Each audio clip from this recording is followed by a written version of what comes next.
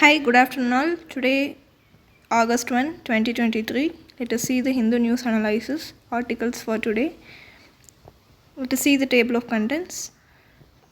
First article is Recalibrating India's Clean Cooking Strategy. So, what is clean cooking strategy? Clean cooking strategy is nothing but it is the use of LPGs in the cooking. Next article is the debate on data. The data is essential for policy making and also for government functioning. Data is very much essential. Let us see that. Next one is hybrid electric vehicle imperative. What is EVs are nothing but it is electric motors that is used in the batteries. Batteries were used in the electric vehicles for which electric current is used. Hybrid electric vehicles that we see in this article. Next one is government floats draft national deep tech startup policy. Deep tech startup policy in which deep tech fields are artificial intelligence, advanced materials, blockchain, biotechnology, robotics, drones, photonics, quantum computing are major more and more quickly research to market applications. India had over 3,000 deep tech startups dabbling in new age technologies like artificial intelligence, machine learning, Internet of Things, big data, quantum computing, robotics at the end of 2021. Next article is a Delhi Service Bill likely to be tabled today in Lok Sabha. The Delhi Services Bill seeks to replace an ordinance that mandated the creation of an authority for transferring and posting of senior officers in Delhi government is listed for the introduction in the Lok Sabha on Tuesday. Next is Akira ransomware. Why has the government issued a warning against it? Let us see in this article. Akira ransomware is nothing but it is a malware which infects the Windows and Linux. This group first steals the information from the victims, then encrypt data on their system and conduct the double extortion to force the victims into paying the ransom. In case the victim does not pay, they release their victim's data on their dark web blog. The group is known to access the victim's environment via VPN services, particularly where the users have not enabled multi-factor authentication. The group has also used the tools such as AnyDisk, WinRAR, PC Hunter during intrusions. These tools are often found in victims' environment and their misuse typically goes unnoticed. This Akira is active in cyberspace. This operation dubbed Akira, ransomware operation dubbed Akira, is active in the cyberspace, recently emerged. CERTIN issued an advisory warning about the internet ransomware virus named Akira. This is a malicious software. Let us move on into the first article. Recalibrating India's clean cooking strategy. In this article, the context is, in the past 15 years, the government is trying to improve the LPG connection, that is the clean cooking strategy. Adoption actually done earlier in the urban areas but lagging in rural and poor households.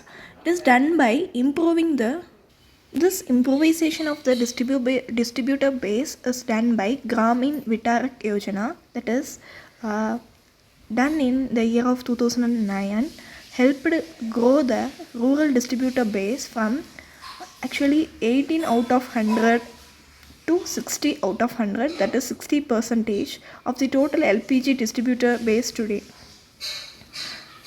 Improving the consumer base is also one of the key contributor in the improvement of LPG adoption in the rural areas.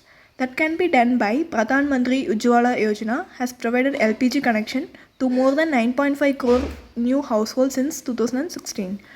Let us see the concerns in the LPG connection.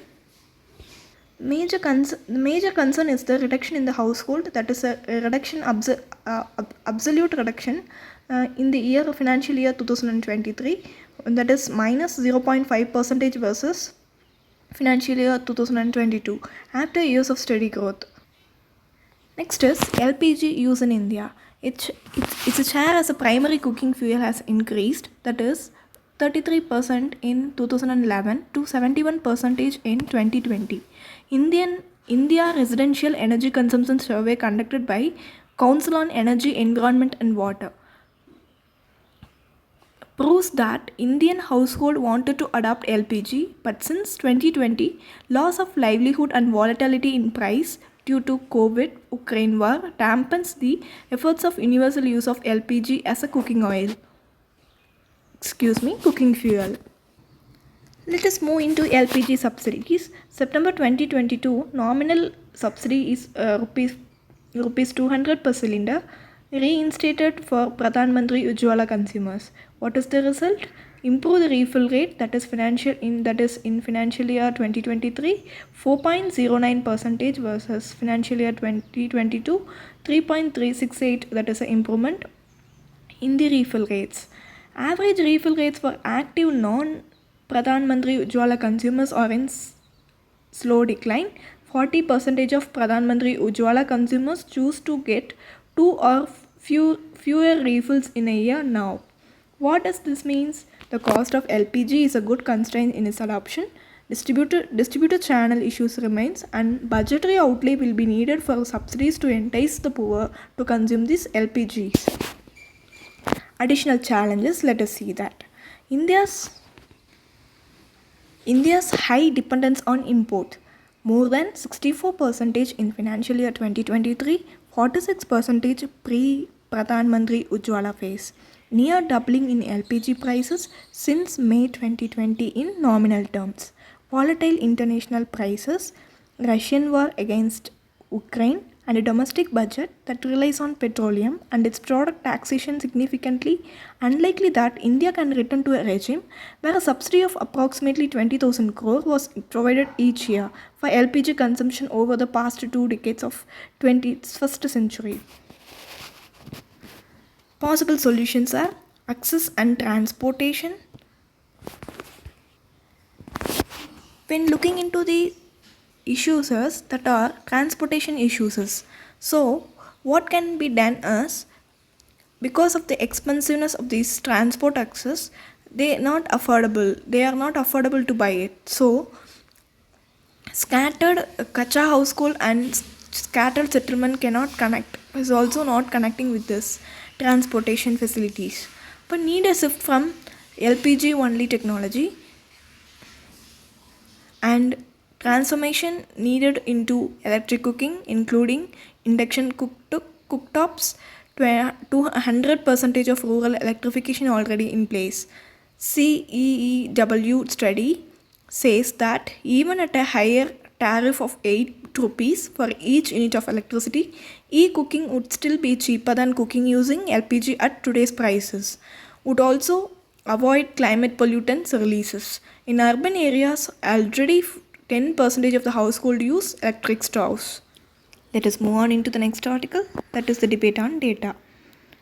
Data, that is the context of this article is all about availability of data. Data is an important input for any policy formulation and evaluation. Recently, many debates around this. In April 2023, India appointed for a 4-year term of an UN's Statistical Commission.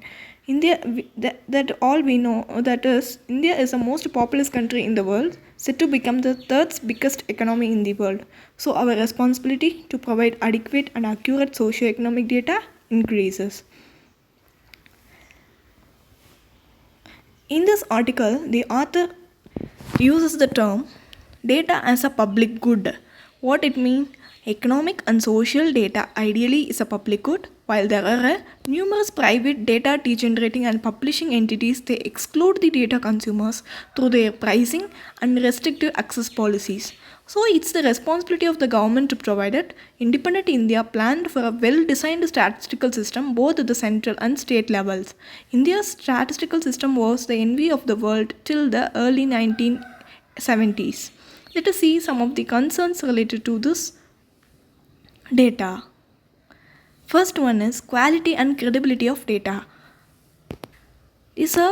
Multiple surveys are conducted, especially the household surveys.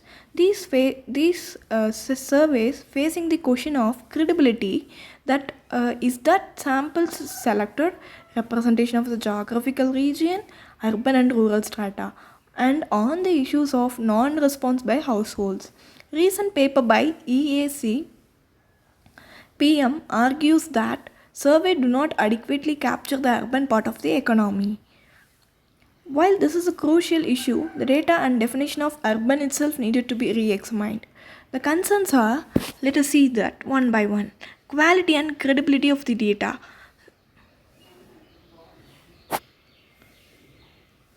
Excuse me, that is repeated again. Next one is multiple agencies providing data on the same set of indicators for the same sector but giving different numbers.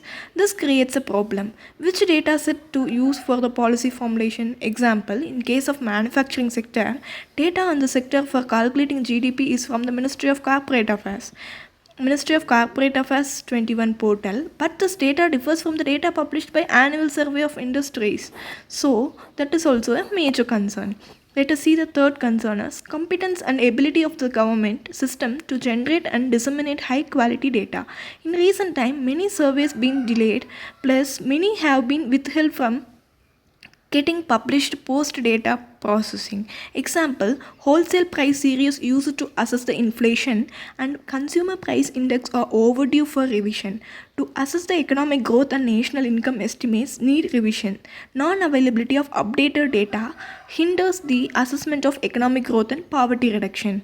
Next concern is, with the census 2021 yet to take place, there is more need than ever to have coherent data on the economy and the society. In the lack of such data, an accurate picture of socio-economic needs and development is foggy, and the policymakers end up celebrating the success on the outcome of derived from the thin samples. For example, Niti Aayog's National Multidimensional Policy Poverty Index 2023, which used the data from the National Family Health Survey, that is 2019 to 2021, showed the reduction in the multidimensional poverty since 2015 and 16. The sample size of National Family Health Survey 5, 6 lakh household compared to the actual 30 crore in India. Next article is related to hybrid electric vehicle imperative. Let us see the transport sectors and their emissions. According to 2021 study by International Energy Agency, transport sector is responsible for 37% of the global CO2 emission. The fastest growing sector in terms of emission. To follow the net zero emission targets, the emission from the sector needs to fall by 20%. In India, it is the third most emitting sector. Let us see the moving on into the electric vehicle is one of the major decision that can be done to transform into an pollution-free environment. Let us see the types of electric vehicles. Hybrid electric vehicles. Hybrid electric vehicles has an internal combustion engines that uses fuel to generate electricity. A small battery, typically 1 to 5 kW, is used as a hybrid electric vehicle as an energy buffer to store the electricity. No power plant emissions. Full electric vehicle, fuel electric vehicles. Next one is full electric vehicle. It has no ICE, that is internal combustion engines, hence no tailpipe emission. The battery typically is much larger at 20 to 120. For hybrid, it is 1 to 5 kW. For this, 20 to 120 kW, and it can only be charged from the grid. Next one is plug-in hybrid electric vehicle. Hybrid electric vehicle with much larger battery, typically 5 to 15 kilowatt.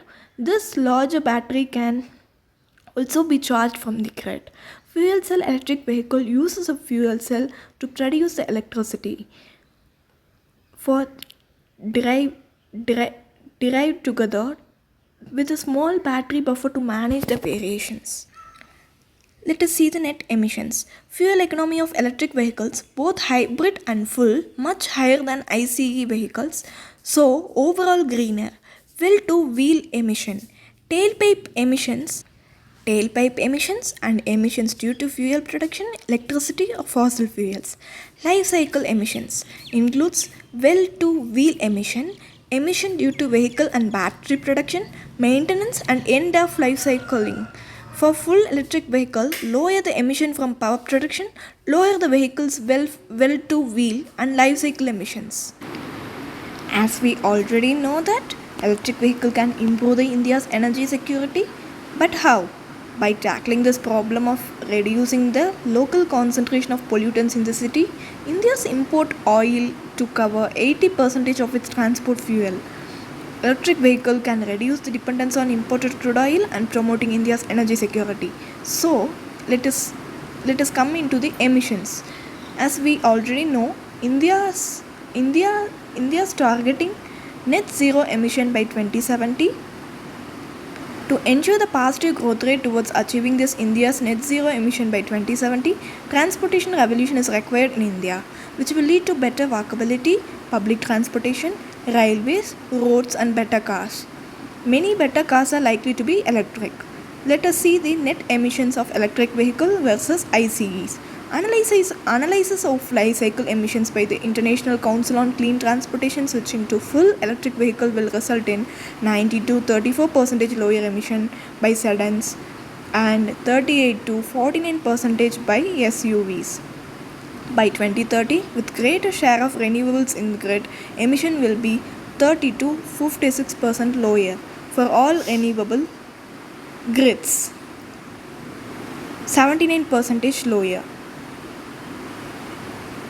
As we all know, the big challenge for electric mobility is lack of fast charging infrastructure along the highways to tackle the range anxiety.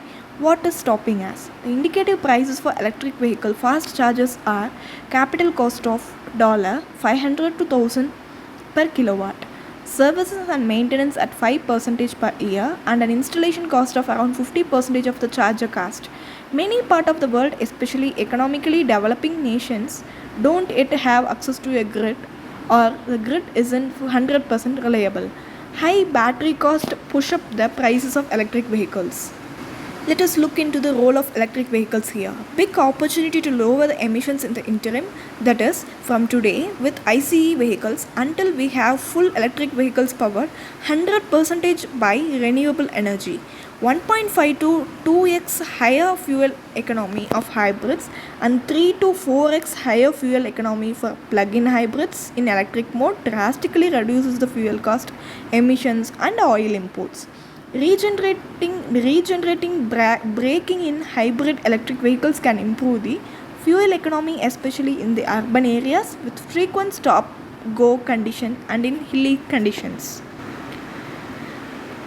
Next role of electric vehicles, hybrid electric vehicles, is the purchase price of hybrid cars is only 5 to 15% higher than the conventional vehicle and is independent of the vehicle range. Let us move on into the government floats draft national deep tech startup policy. The context is the Office of Principal Scientific Advisor to the government put out a draft national deep tech startup policy for public comment to ensure India's position in global deep tech value chain in areas such as semiconductors, artificial intelligence and space technology. Let us see the 4 pillars of the policy. It ensures the security of India's economic future, facilitating seamless transition to knowledge-driven economy, bolstering national capability and for sovereignty through the Atmanirbhar Bharat imperative, fostering ethical innovations. Let us see the priority areas: R&D and innovation, intellectual property, funding, that is both public and private, infrastructure development and sharing, regulation, standards and certification, diversity and capacity building, adoption, both public and private, policy interlinkage and sustenance. Let us see the major provisions. Since expertise and regularly overview of different aspects of deep tech and its supply chains are under different ministries, and the creation of an interministerial deep tech committees to regularly review the requirement for enabling deep tech ecosystem to function better. Simplify the intellectual property regime for such startups through single window platforms. Ease regulatory requirements. Export Promotion Board can be created to ease the barriers of the entry for deep tech startups into foreign markets, and clauses to ease such market access be included in the foreign trade arrangements. Before seeing the major provisions, let us know why this deep tech startups in India is needed, because it addresses the complex socio-economic challenges and it also addresses the UN Sustainable Development Goals, and remaining 100 crore people do not get enough or substantially bypassed. This is because of the high-tech goods and services are designed in the developed world for rich people and can't be bought by the poor. Deep tech, why it is important means, let us let us see the major provisions one by one. First one is funding.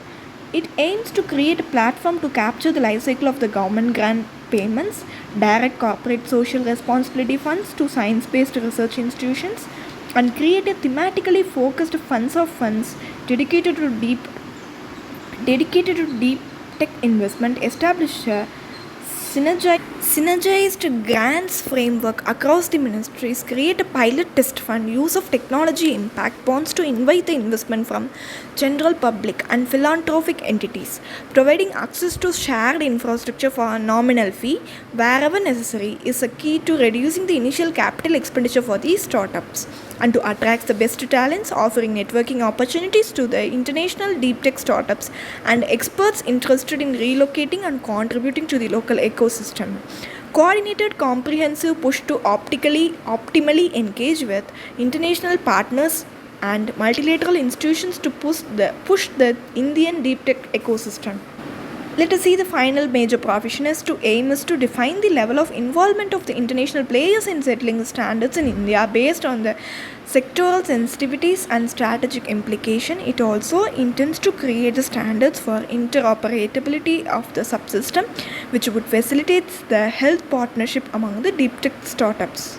Next article is Delhi Services Bill likely to be tabled today in Lok Sabha. Let us see in this picture the National Capital Civil Service Authority contains Chief Minister, Chief Secretary, Principal Home Secretary, under which Lieutenant Governor. Okay, let us move on into the article. Delhi Civil Services Bill likely to be tabled today in Lok Sabha will replace the Delhi Services Bill likely to be tabled today in Lok Sabha will replace the Delhi Services Ordinance that came in May 2023. The ordinance negated the Supreme Court's judgment of 11th May, where the Supreme Court handed over the control of the services in Delhi, excluding the police, public order, and land to the elected government. Lieutenant Governor of Delhi to have a final say in the posting and transfer of all bureaucrats working under the Delhi government. NCC-SA, Permanent Authority for the Transfer and Posting of Senior Officers, headed by Chief Minister of the Delhi along with Chief Secretary and the Principal Secretary that we saw in the diagram. Home Secretary and the Government of National Capital Territory of Delhi. Empowers the Lieutenant Governor to appoint the head of the boards or commissions that are enacted by the Delhi Legislative Assembly. Next most important article, that is Akira ransomware. Let us move on into the article information that is given in the article. Akira ransomware that we had already seen in the prior slide, that Akira targets both the Windows and Linux devices and steals and encrypts the data, and forcing the victim to pay double ransom for decryption and recovery, and gets its name due to its ability to modify the file names of all encrypted files by appending them with the Akira dot extension. Uses VPN services, especially when users have not enabled two-factor authentication, to trick users in downloading malicious files. Designed to close the processes or shut down the Windows services that may kept it from encrypting files on an affected system. Once a ransomware infects a device, steals and encrypts the sensitive data, the group behind the attack extorts the victim into paying a ransom, threatening to release the data on their dark web blog if their demands are not met. Deletes the Windows shadow volume copies on the affected device. These files are instrumental in ensuring that organization can back up data used in their application for day-to-day functioning. That's all. Thank you. Before that, let us see how we can protect against this. Follow basic internet hygiene and protection protocol to ensure the security against ransomware, including maintaining up-to-date offline backups of critical data. Ensure all operating system and networks are updated regularly. Strong password policies and multi-factor authentication. Strict external device usage policy. Periodic security audits of critical network system. Before winding up, let us see some of the mains practice questions. First question is, Pradhan Mantri Ujjwala Yojana saw a huge push towards the use of LPG for cooking. However, lately LPG adoption helps in the country have declined. Enumerate the possible reasons for this and also suggest solutions. Availability of reliable and solely socio-economic data is crucial step towards good governance. What are the roadblocks that can hinder this data availability? Try this and post it in the comment section. Thank you. Thanks for watching.